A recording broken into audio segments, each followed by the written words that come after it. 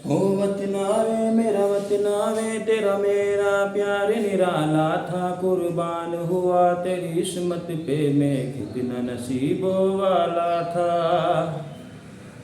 ओ माई मेरी क्या फिक्र तुझे, क्यों आँख से दरिया बहता है। तू तो कहती थी तेरा चांद हूँ मैं और चांद हमेशा रहता है। नमस्कार, स्वागत है आप सभी का विकास लेक्चर में। दोस्तों उम्मीद करता हूँ आप और आपका परिवार रोजाना की तरह अच्छे होंगे। और दोस्तों आज की वीडियो में बात करेंगे कक्षा 12 के केमिस्ट्री, और इसमें जो है हमारा बड़ा ही इम्पोर्टेंट टॉपिक है जिसका नाम है मॉलरता। तो दोस्तों आज की वीडियो में हमें मॉलरता के संबंध में बातचीत करनी है। और दोस्तों इसी के साथ ही साथ हम इसके कुछ एनसीईआरटी के न्यूमेरिकल्स भी करेंगे। बड़ा इंपॉर्टेंट क्वेश्चन है। अभी जो आपका 2022 में एग्जाम हुआ है तो उसमें 1 नंबर का मल्टीपल चॉइस क्वेश्चन में मॉलरता से रिलेट करने वाला न्यूमेरिकल पेपर में आपको देखने को मिला भी। ठीक है, तो चलिए समझते हैं। सबसे पहले मॉलरता, मॉलरिटी ये होता क्या है। ठीक है, मेरा प्रयास रहेगा कि आपको ये लिखना ना पड़े, आपकी ऐसे ही समझ में आ जाएगा। ठीक है, लेकिन अगर फिर भी आप चाहते हो कि लंबे टाइम के बाद आप जो है इसको भूल सकते हो तो दोस्तों आप जो है एक कॉपी और पेन लेकर बैठ जाइए, क्योंकि यहाँ हम एनसीईआरटी के न्यूमेरिकल भी इसी वीडियो में उखाड़ने वाले हैं। ठीक है, तो समझिए सबसे पहले हमें मॉलरता की जो डेफिनेशन होती है उससे कोई लेना देना नहीं है। आप केवल इसका फॉर्मूला भी याद रख सकते हो। तो जो हमारा मॉलरता होता है, विले के मोल, विले के मोल। ठीक है, और दोस्तों अपॉन में होता है क्या, विलियन का आयतन। ठीक है, विलियन का आयतन। मैं आपकी जानकारी के लिए एक बात बता दूं, विलियन का आयतन जो है ये आपका लीटर में होना चाहिए। ठीक है, विलियन का जो आयतन है ये किस में होना चाहिए, ये आपका लीटर में होना चाहिए, तभी आप इसको जो है कर पाओगे। दूसरी चीज समझते हैं, अगर मान लीजिए आपके पास यहाँ पर जो है आयतन की वैल्यू जो लीटर में नहीं दे रखी है। ठीक है, जरा समझिएगा, अगर लीटर की वैल्यू आपको मतलब आयतन का जो मान है वो लीटर में नहीं दे रखा है, वो आपका ml में दे रखा है, तो फिर आप क्या करोगे। दूसरा ये है कि अगर मान लीजिए आपके सामने जो मोल है, तो दोस्तों आपको भी पता है कि जब हम न्यूमेरिकल्स निकालते हैं तो वो मोल का मान आपको कभी भी नहीं देता है। ठीक है, बल्कि मोल के हिसाब से हम क्या करते हैं, मात्रा और अनुभार का उपयोग करके हम यहाँ पर मोल का मान निकालते हैं। ठीक है, तो क्या इस फॉर्मूले को हम ऐसे भी चेंज कर सकते हैं। इसका मतलब ये हुआ कि जो मोलों की संख्या होती है, ठीक है, जो मोलों की संख्या होती है, मोलों की संख्या यानी कि जो n का मान होता है दोस्तों वो हमारा होता है मात्रा बटे अनुभार। ठीक है, मात्रा बटे अनुभार। ठीक है, ये कहीं ना कहीं दोस्तों ये मोलों की मात्रा का मतलब मोलों की संख्या का मात्रक होता है। तो अब इससे हम क्या करेंगे, मात्रा को हम क्या मान सकते हैं, WA हम इसको मान सकते हैं, और दोस्तों अनुभार को हम क्या मान सकते हैं, MA मान सकते हैं। अभी आप ये सोच रहे होंगे कि हमने मात्रा को जो है WA क्यों मानना, हम इसको खाली W भी तो मान सकते थे। तो जरा समझिएगा, मैंने इसको WA इसीलिए लिखा है क्योंकि ये कहीं ना कहीं बात करता है विलय की, और विलय को हम A कहते हैं और विलायक को हम B कहते हैं। आप अपने हिसाब से इसको जो मानना चाहे मान सकते हैं XYZ, लेकिन फिलहाल जो है मैं अपने पूरे कॉन्सेप्ट में हर एक टॉपिक में यहाँ विलियन वाले चैप्टर में दोस्तों विलय को A मान रहा हूँ, तो इसीलिए मैंने यहाँ पर क्या लिखा है, विलय के लिए WA, और अनुभार जब हम विलय का निकाल लेंगे तो मैंने यहाँ पर इसको MA माना हुआ है। ठीक है, अब इसके बाद हमें करना क्या है। अब अगर हम यहाँ पर विलय के मोल का मान मात्रा बटे अनुभार रखें, और दोस्तों विलियन का जो आयतन है वो विलियन का आयतन आपको किसमें मिल जाए, विलियन का आयतन, विलियन का आयतन अगर आपको किसमें मिल जाए, ये मिल जाए आपको ml में। ठीक है, मिलीलीटर में। तो आपको करना क्या है, अगर ये ml में हो, ठीक है, V ml हो, ml में, ठीक है हो, तो तब आप क्या करेंगे, मोलों की जगह पे क्या लिखोगे, WA, और यानी कि M बराबर कैपिटल M है। ठीक है, आपको स्मॉल m नहीं लिखना चाहिए, क्योंकि हम स्मॉल m को आने वाले वीडियो में जो है मॉलरता के बारे में बातचीत करेंगे, तो तब आप इसको जो है हम मॉलरता से संबंधित पढ़ेंगे। तो अभी आप इसको जो है बड़ा M ही लिखिएगा।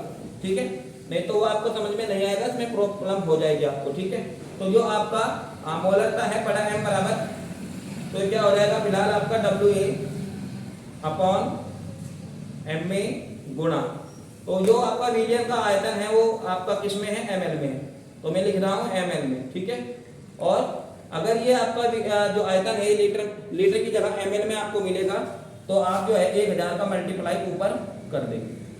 ठीक है, तो इतनी सी बात है, बस आपको केवल ये इतना सा जो है अपने माइंड में रखना है कि अगर आपके सामने विलेय की मात्रा, ठीक है, और विलेय का अनुभार और पूरे विलयन का आयतन इसमें हो, ml में हो, तो दोस्तों आपको करना क्या है, ऊपर 1000 का गुणा लगा देना है। बड़ा ही आसान क्वेश्चन है, कोई दिक्कत नहीं है। ठीक है, चलिए मैं आपको एक कॉन्सेप्ट और बता देता हूं, क्योंकि आपको पता है कि अगर दोस्तों कहीं ना कहीं घनत्व की भी बात हो रही हो, ठीक है, जैसे हमने नॉर्मलता में घनत्व के पदों में यहाँ पर लिखा था, तो दोस्तों मान लीजिए विलयन का घनत्व जो है वो क्या है, डी।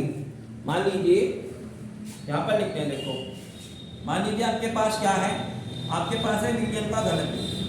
विलयन का घनत्व बराबर, विलयन का घनत्व बराबर यानी कि डी बराबर, दोस्तों घनत्व बराबर क्या होता है, द्रव्यमान बटे आयतन। तो फिलहाल आप इसको क्या लिख सकते हो, द्रव्यमान बटे आयतन, यानी कि द्रव्यमान को मैं W लिख रहा हूँ, बड़े बड़ा W, क्योंकि विलयन की यहाँ पर बात होती है तो इसलिए हम इसको बड़ा W जो है लिख सकते हैं। इसके बाद जो आयतन की अगर हम बात करें तो W बटे V। ठीक है, तो घनत्व बराबर W बटे V। फिलहाल हमारा घनत्व का मान ये निकल के आ रहा है, तो V बराबर दोस्तों क्या हो जाएगा आपका, V बराबर हो जाएगा W/D। ठीक है, ये D क्या है, ये घनत्व है, W क्या है, विलयन का आयतन है। ध्यान रखना चाहिए आपको, पूरे विलयन का आयतन है, विलयन का द्रव्यमान या विलयन की मात्रा। आप इसको द्रव्यमान लिख सकते हो, मात्रा लिख सकते हो, इससे कोई दिक्कत नहीं है। ठीक है, तो फिलहाल उम्मीद करता हूँ आपके समझ में आ गया होगा।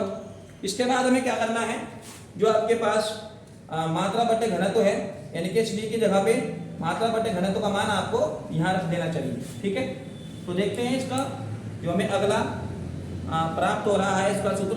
तो m बराबर आ जाएगा m बराबर आ जाएगा W/m में और गुणा दोस्तों जो v है, v की वैल्यू क्या है, W/d। तो W बड़ा है और d पर चला जाएगा और गुणा 1000। तो इस तरीके से जो है हमें एक सूत्र इसका और प्राप्त हो जाएगा।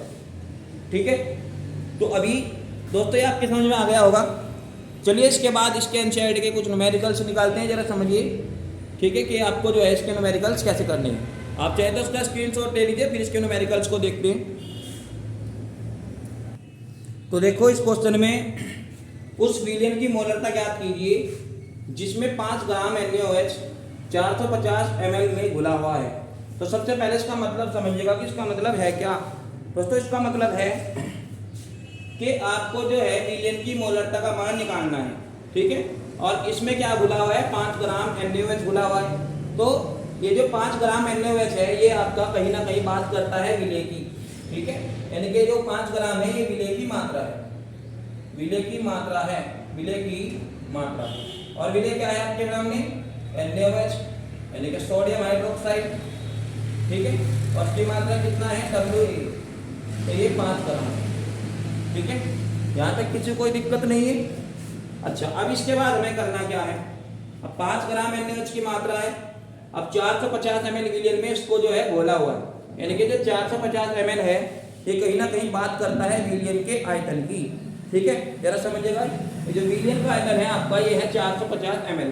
तो पहले इसको भी आप लिख सकते हो, लिखना चाहे तो देखो विलयन का आयतन, तो विलयन का आयतन कितना है, V, ये 450 ml। ठीक है, और आपको भी महसूस हो रहा होगा, मुझे तो हो ही रहा कि कहीं ना कहीं जो NaOH है इसका मान आपको नहीं दिया है, किसका, अनुभार का मान। ठीक है, तो अनुभार का मान हमें यहाँ पर फिलहाल जो है निकालना है। तो अनुभार का मान निकालने के लिए आप क्या करोगे, अनुभार का मान निकालने के लिए आप NaOH को लिखोगे। ठीक है, तो हम लिखते हैं जरा NaOH का अनुभार, NaOH का अनुभार। ठीक है, इतना समझ में आ गया होगा आपकी, यह है M में। तो Na कितना होता है, 23 होता है। ठीक है, जरा समझिएगा, चाहे आपके पास दोस्तों मोलरता हो, नॉर्मलता हो, या फिर मोलरता हो, या फिर मोल फ्रैक्शन हो, जिसको आप मोल अंश कहते हो या मोल प्रभाव कहते हो। ठीक है, किसी भी तरह का न्यूमेरिकल आप यहाँ पे निकाल रहे हो, कभी भी आपको अणुभार जो है वो नहीं देगा, आपको अणुभार निकालना ही पड़ेगा। ठीक है, क्योंकि जितने भी हमारे एनसीईआरटी क्वेश्चन है सभी में जो है अणुभार नहीं दिया है, तो अणुभार आपको आना चाहिए कि कैसे निकालते हैं। ठीक है, अणुभार आप तभी निकाल पाओगे जब आपके पास किसी तत्व का परमाणु भार पता होगा। ठीक है, ज़्यादा कोई खास जरूरी नहीं है, आप NaOH का मतलब Na का, Cl का, O का, H का, कार्बन का, है ना, इनका भी आप बेसिकली याद रख सकते हो, जैसे नाइट्रोजन का, सल्फर का, उसको विशेषकर इनकी ज़्यादा आवश्यकता पड़ती है। मैं आपको फिर से बता रहा हूँ, Na का, Cl, H, O, N, ठीक है, और आपका कार्बन है, यानी कि इनकी सबसे ज़्यादा विशेष आवश्यकता पड़ती है। और वैसे भी जब आप कई सारे न्यूमेरिकल जो है यहाँ पर करोगे, कई सारे न्यूमेरिकल्स की प्रैक्टिस करोगे तो आपको ऑटोमेटिकली ये याद हो जाएंगे। ठीक है, इसके बाद हमें क्या करना क्या है, O है तो O का कितना होता है भैया 16 होता है और H का होता है 1, तो अब आप इनका सबका टोटल कर लेंगे, कितना हो जाएगा 40 हो जाएगा। तो अणुभार कितना निकल के आया इसका 40। आपको निकालना क्या है, आपको निकालना है इसका मोलरिटी। तो मोलरिटी का निकालने का अभी हमने फॉर्मूला देखा है, तो देखो बिल्कुल आसान है। सबसे पहले हमें करना क्या है, M बराबर, सूत्र लिखते हैं पहले, M बराबर WA अपॉन MA गुणा V, किसमें होना चाहिए, ML में होना चाहिए। अगर ये V का मान दोस्तों आपके पास ML में है तो ऊपर आप क्या करोगे, 1000 का गुना करोगे। ठीक है, अच्छा WA का मान कितना है 5 ग्राम है, तो 5 बटे MA का मान कितना है 40 गुना V का मान कितना है आपके पास 450, ये 1000। ठीक है, बाकी आप समझदार हो कि कैलकुलेशन कर सकते हो। फिलहाल जो है आप इसको चाहे तो ऐसे काट सकते हो, 0 से 0 काट लेंगे, इस 0 से ये 0 काट लेंगे। ठीक है, आप क्या होता है इसको छोटा कर सकते हो, 9 पंजे 45 हो जाएगा, और छोटा नहीं होना है, देखो 2 दूनी 4 और 5 दूनी 10, यानी कि 5 बटे 18। ठीक है, 5 बटे 18 फिलहाल आपके पास जो है ये मोलरता का मान है। ठीक है, अगर आप इसको चाहो तो पॉइंटों में भी काट सकते हो, कोई दिक्कत नहीं है। ठीक है, फिलहाल 5 पे 18 का पढ़ा नहीं चलेगा तो आप पॉइंट लगाकर जो है ऐसे 0 बढ़ा सकते हो। ठीक है, 18 दूनी 36, 18 पे 54 ज़्यादा हो जाएगा, तो दोस्तों इसका फिलहाल जो आंसर है 0.2 M। इस तरीके से आप लोग जो है मोलरता का मान बड़ी आसान तरीके से निकाल सकते हो। ठीक है, और फिलहाल हमारे पास एनसीईआरटी का केवल ये क्वेश्चन था। ठीक है, उम्मीद करता हूँ कि आपके समझ में आ गया होगा। इसके बाद आपको मैं एक क्वेश्चन जो है घर करने के लिए दे रहा हूँ, उसको आप लोग एक बार खुद से करके देखिएगी। ठीक है, आप इसका जो है स्क्रीनशॉट ले लीजिएगा, फिर इसको जो है रफ करके मैं एक क्वेश्चन आपके लिए होमवर्क में लिख देता हूँ, आपको जो है ये क्वेश्चन घर पे करना है। ठीक है, हो गया।